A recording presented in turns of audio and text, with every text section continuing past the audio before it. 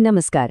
આજે આપણે એક એવી વસ્તુ વિશે વાત કરવાના છીએ જે આપણી આસપાસ સતત કામ કરે છે પણ આપણને દેખાતી નથી. હા, એક અદૃશ્ય તપાસ જે આપણી ઇલેક્ટ્રિકલ દુનિયાને એકદમ સુરક્ષિત રાખે છે. આ એવી તપાસ છે જેના પર આપણી સેફટીનો મોટો આધાર છે. જરા વિચારો, આપણે સવારથી રાત સુધી વીજળી પર કેટલા બધા નિર્ભર છીએ, ખરો ને? લાઇટ, ફોન, કમ્પ્યુટરથી માંડીને મોટી મોટી ફેક્ટરીઓ સુધી બધું જ વીજળી પર ચાલે છે. પણ શું આપણે ક્યારે વિચાર્યું છે કે જે સાધનો આપણે વાપરીએ છીએ તે ખરેખર સુરક્ષિત છે કે નહીં, એની ખાતરી કોણ આપે છે? આનો જવાબ એક ખાસ પ્રક્રિયામાં છુપાયેલો છે. અને એ પ્રક્રિયાનું નામ છે રૂટીન ટેસ્ટ. આને તમે કોઈપણ ઇલેક્ટ્રિકલ સાધન માટે એકદમ ફરજિયાત હેલ્થ ચેકઅપ જેવું ગણી શકો. જાણે કે કોઈ અદૃશ્ય સંરક્ષક જે પડદા પાછળ રહીને બધું બરાબર છે કે નહીં એ ચેક કરે છે. ચાલો આને જરા ઊંડાણમાં સમજીએ. તો આ રૂટીન ટેસ્ટ છે શું? જુઓ, એકદમ સાદી ભાષામાં કહીએ તો જ્યારે કોઈપણ ઇલેક્ટ્રિકલ સાધન, માની લો કે ટ્રાન્સફોર્મર હોય, મોટર હોય કે પછી સાદો કેબલ, જ્યારે ફેક્ટરીમાં બને ને ત્યારે એના પર અમુક ટેસ્ટ કરવામાં આવે છે. અને આ ટેસ્ટનો મુખ્ય હેતુ બસ એટલો જ છે કે એમાં બનાવટની કોઈ ખામી તો નથી ને, અને વાપરવા માટે એ એકદમ સેફ છે કે નહીં. હવે આ ટેસ્ટની કેટલીક મજાની ખાસિયતો છે. પહેલી વાત, એ બિનવિનાશક છે, મતલબ કે ટેસ્ટ કરવાથી સાધનને કોઈ નુકસાન નથી થતું. બીજું, આ ફટાફટ થઈ જાય છે, લાંબો સમય નથી લાગતો. અને હા, આ કોઈ ઓપ્શનલ વસ્તુ નથી. IS અને IEC જેવા સ્ટેન્ડર્ડ્સ પ્રમાણે આ કમ્પલસરી છે. અને સૌથી અગત્યની વાત, આ બધા ટેસ્ટ ગ્રાહક પાસે પહોંચતા પહેલાં ફેક્ટરીમાં જ થઈ જાય છે. અને આ જુઓ, આ આંકડો બધું જ કહી દે છે, 100%. આનો મતલબ શું થયો? એનો મતલબ એ છે કે ફેક્ટરીમાં બનેલું એક પણ સાધન, એક પણ પીસ આ સેફટી ચેકમાંથી પસાર થયા વગર બહાર નથી જઈ શકતો. એક પણ નહીં. આ જ તો એની સૌથી મોટી તાકાત છે.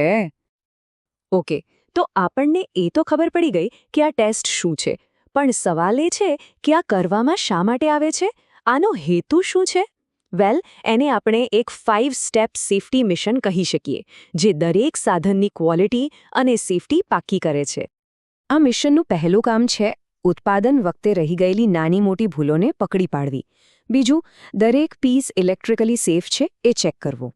ત્રીજું, એ જે વોલ્ટેજ અને કરંટ માટે બન્યું છે એના પર બરાબર કામ કરશે કે નહીં એની ખાતરી કરવી. ચોથું, એ બધા સ્ટેન્ડર્ડ્સને ફોલો કરે છે કે નહીં એ જોવું. અને પાંચમું અને સૌથી જરૂરી, એને લગાવતા પહેલાં એ ભરોસાપાત્ર છે એ પાક્કું કરવું. હવે આ ટેસ્ટમાં શું થાય છે એ તો મહત્વનું છે જ, પણ એ ક્યારે કરવામાં આવે છે ને એ પણ એટલું જ જરૂરી છે. કારણ કે સાચો સમય જ એ નક્કી કરે છે કે કોઈ ખામીવાળું સાધન ભૂલથી પણ ગ્રાહક સુધી ન પહોંચે. તો આ ટેસ્ટ મુખ્યત્વે 3 સ્ટેજ પર થાય છે. પહેલું, જેવું સાધન બનીને તૈયાર થયું તરત જ. બીજું, ગ્રાહકને ડિલિવરી આપતા બરાબર પહેલાં. અને ત્રીજું, ફેક્ટરીમાંથી એને ફાઇનલ ઓકે મળે એ પહેલાં. આનાથી શું થાય? એનાથી દરેક લેવલ પર ક્વોલિટી ચેક થઈ જાય છે. ચાલો હવે જરા એ જોઈએ કે આ આપણો અદૃશ્ય સંરક્ષક કયા કયા ઓજારો, એટલે કે કયા ટેસ્ટ વાપરે છે. આ કોઈ ઉપરછલ્લી તપાસ નથી હોતી. આમાં બહુ જ ચોક્કસ સાયન્ટિફિક મેથડ્સનો ઉપયોગ થાય છે. અહીંયા તમે કેટલાક સામાન્ય રૂટીન ટેસ્ટ જોઈ શકો છો, જેમ કે ઇન્સ્યુલેશન રેઝિસ્ટન્સ ટેસ્ટ. એ ચેક કરે છે કે ક્યાંયથી કરંટ લીક તો નથી થતો ને. જ્યારે હાઈ વોલ્ટેજ ટેસ્ટ એ જુએ છે કે સાધન વધારે વોલ્ટેજ સહન કરી શકશે કે નહીં.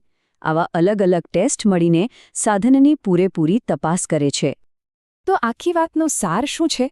સાર બસ એટલો જ છે કે આ રૂટીન ટેસ્ટ એક છેલ્લું પણ સૌથી મજબૂત સુરક્ષા કવચ છે.